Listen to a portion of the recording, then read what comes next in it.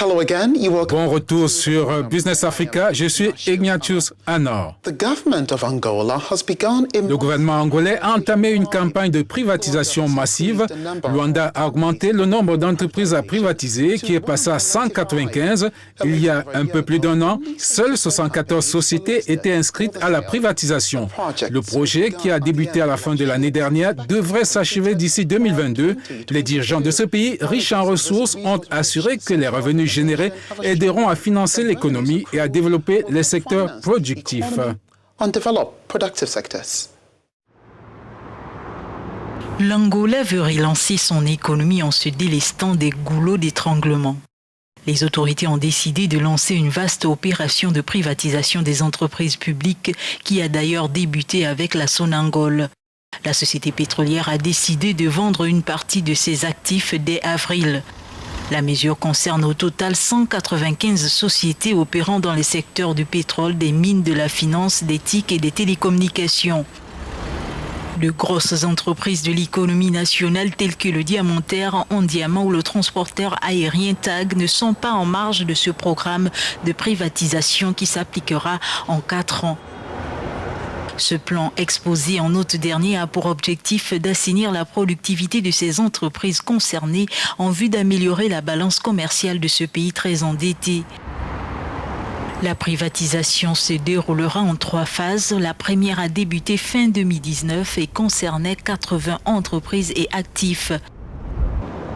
Cette année, 91 entreprises et actifs devraient suivre, puis de 2021 à 2022, 4 entreprises et actifs concluront la campagne de privatisation.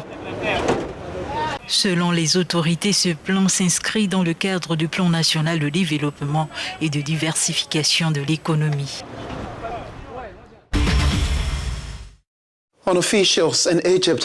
Les autorités égyptiennes ont publié de nouvelles règles sur l'achat des actions.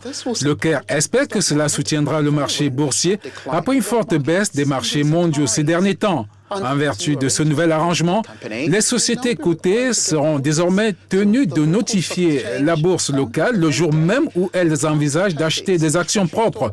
Dans le passé, les sociétés devraient donner un préavis de 3 jours. La chute brutale des marchés mondiaux observée ces derniers jours a incité les autorités égyptiennes à mettre en place des mesures exceptionnelles pour faciliter l'achat des actions du Trésor par les sociétés cotées en bourse. En vertu des nouvelles règles annoncées par l'autorité de régulation financière, les sociétés seront temporairement autorisées à notifier à la bourse le jour où elles prévoient d'acheter des actions du Trésor au lieu de devoir donner un préavis de 3 jours.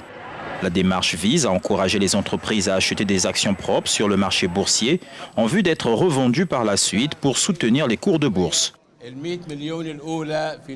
Le changement intervient à la lumière des derniers événements et développements auxquels les marchés financiers mondiaux ont été confrontés et de la vague de fortes baisses que les bourses arabes et étrangères ont connues, a déclaré le régulateur dans un communiqué. Les marchés boursiers mondiaux ont rapidement dégringolé vendredi, portant les pertes totales de la semaine à 5 milliards de dollars en raison des craintes liées à l'épidémie de coronavirus. Et c'est tout pour Business Africa. Vous pouvez nous joindre via nos différentes plateformes de médias sociaux. Suivez-moi sur Twitter @IgnatiusAnor. Rendez-vous également sur africanews.com pour l'ensemble du programme et plus encore. Merci et au revoir.